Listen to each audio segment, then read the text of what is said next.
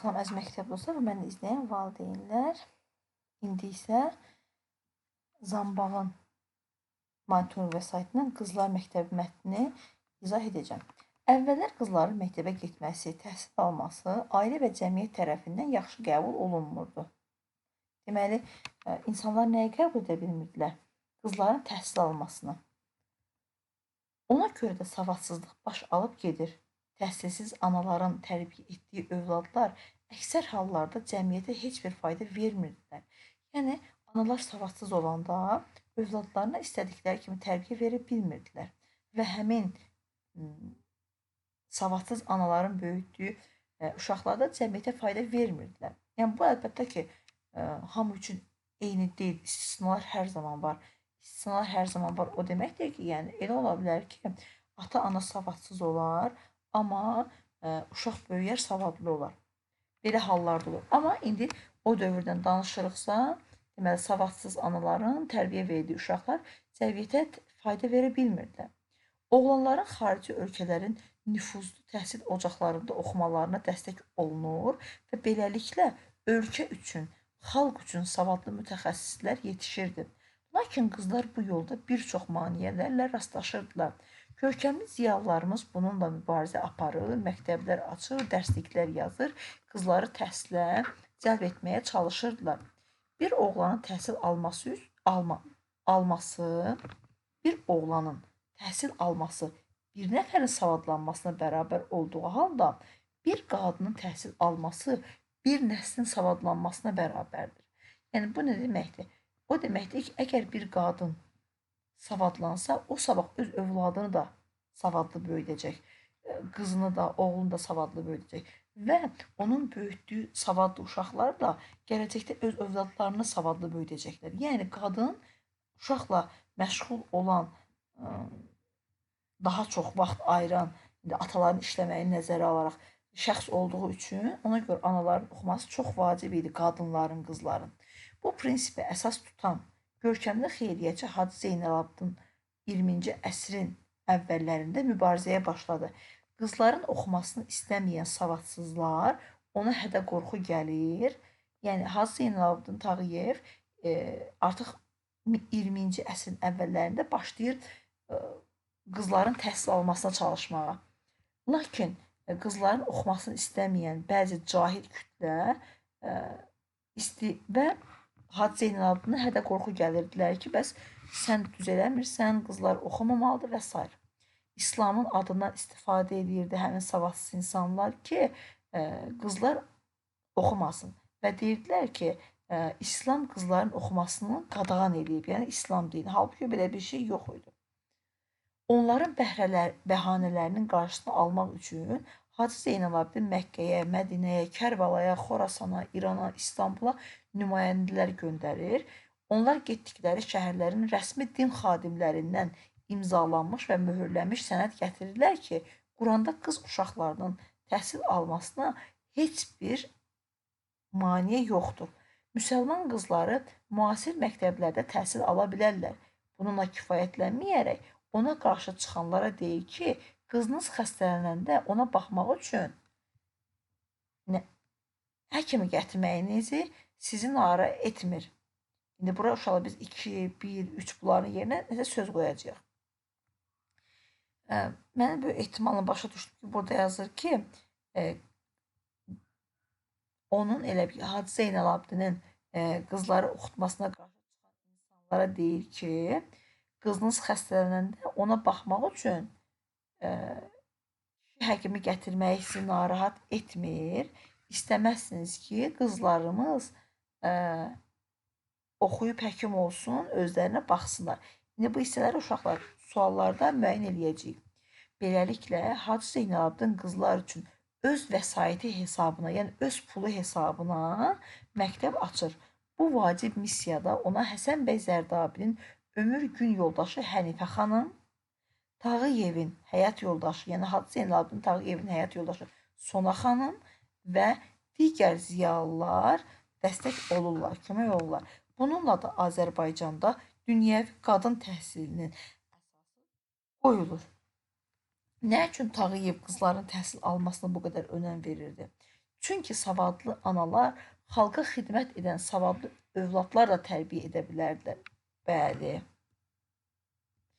Uşaqları təhsilə cəlb etməyə çalışan görkəmli ziyalılar kimləri idilər? Deməli, Hacı Zeynalabdin və onun yoldaşları idi. Qızları təhsilə cəlb etməyə çalışan, təhsilə cəlb etmək o deməkdir ki, yəni onları təhsilə yönəldən, təhsilə gətirən. Cavab B variantı. Daha sonra bir oğlanın təhsil alması bir nəfərin savadlanmasına bərabər olduğu halda bir qadının təhsil alması bir nəslin savadlanmasına bərabərdir. Dedikdə nə nəzərdə tutulur? Oğlanların təhsilinə daha çox önəm verilirdi. Yəni bu ifadənin izahı o deyil. İndi onu izah edəcəm. Bir oğlan təhsil alanda yalnız özü üçün savadlanır. Bir qadın təhsil alanda təkcə özü deyil, onun tərbiyə etdiyi övladlar da təhsilli olurlar. Bəli, bu deməkdir. Hacı Zeynalabdin qızların təhsil almasına qarşı çıxanlarla mübarizədə kimlər dəstək oldular? İran əhalisi, Məkkə və Mədinə dini rəhbərləri. Bəli, niyə? Çünki o Məkkəyə, Mədinəyə, Xorasana nümayəndələr göndərirdi ki, bir sənəd alsın o din xadimlərindən ki, İslam dinində qızların oxuması qadağan edilməyib. Mətnə əsasən hansı tarix və hadisə doğru verilmişdir? 20-ci əsrin əvvəlləri qadınların mübarizəsi. Xeyr.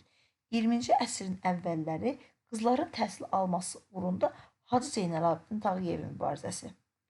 Nömrələnmiş yerlərə uyğun sözləri seçin. Birinciyə baxaq. Günah və qadağa sözləri verilib. Görək nə deyir burada? Quranda qızların təhsil almasına heç bir qadağa yoxdur. Mən bayaq maniyə dedim. Amma qadağa yoxdur. Deməli, A variantı olmayacaq. Çünki burada birinci günahdır. Orada deməli, C variantda gedəcək. Niyə? Çünki ikincidə orada deyir ki, siz öz qızlarınızı, baxın, öz qızlarınıza baxın, dediyi başını oxuyum. Qızınız xəstələnəndə ona baxmaq üçün kişi həkimi gətirməyiniz sizi narahat etmir. Yəni, bu o deməkdir ki, əvvəllər qadınlar həkimə getməyi belə biraz çətin idi. Çünki kişi həkim olanda əhali istəmirdi qadınlar kişi həkimlə getsinlər müayinə olunmaq üçün. Burada deyir ki, bəs sizi narahat eləmir ki, kişi həkimi gətirəsiniz qızlarınızı müayinə üçün. Deməli, üçüncüyə baxaq. Üçüncüdə deyir ki, istəməzsiniz ki, qızlarımız ... həkim olsun. Baxaq görək nə deyir? Aha, oxuyub həkim olsun. Bəli, cavab B variantıdır. Orada da deyəsən sonda deyir, onun dostları ona dəstək olublar. Hacı Zeynalabdin hansı prinsipi əsas tutaraq qızların təhsil almasının vacibliyini bildirirdi? Bir qadının savadlanması bir nəslin savadlanmasına bərabərdir. Azərbaycan qadınları üçün təhsil verən məktəbin açılması ilə hansı mühüm hadisə baş verdi? Azərbaycanın ilk universiteti açıldı. Xeyr, Azərbaycanda dünyəvi qadın təhsilinin əsası qoyuldu. Hacı Zeynalabdin mətni əsasən Hacı Zeynalabdinin qızların təhsil almasına qarşı çıxanlara münasibəti necə oldu? Qızlar üçün xüsusi məktəblərin yaradılması ilə bağlı bir çox zəngin şəxslərdən yardım istədi. Xeyr, qızların təhsili ilə bağlı problemləri yalnız dövlət səviyyəsində həll etmək lazım olduğunu bildirdi. Qızların savadlanmasının əhəmiyyətini bir çox nümunələrlə izah etdi. Bəli, burada cavab C variantı. Yəni, o deyirdi ki, yəni qızlar nə üçün savadlanmalıdır? Yəni, bu nümunələrdən biri də o idi ki, yəni deyirdi ki, siz qızlarınız xəstələnəndə, eləyəndə istəməzsiniz ki, yəni onları qadınlar müayinə etsin, qadın həkimlər o qızlarınıza baxsın. Daha sonra baxırıq digər suala. Biri mətnin yarımbaşlığı ola bilməz. Hacı Zeynalabdinin qızların oxuması uğrunda mübarizəsi bu aiddir. Tağıyevin mübarizəsini dəstəkləyənlər bu aid sayılır, ola bilər. Hacı Zeynalabdin bir çox ölkələrə nümayəndələr göndərməsi, bəli, o bir çox müsəlman ölkələrinə nümayəndələr göndərir ki, oradakı din xadimlərindən yazılı kağız alsın ki, bəs Quranda, İslam dinində qızların təhsil alması qadağan edilməyib. Qızların təhsildən yayınması. Yəni bu tam da ola bilməz. Yəni qızların təhsildən yayınması, onlar yayındırırdılar təhsildən. Diqqətinizə görə təşəkkür edirəm.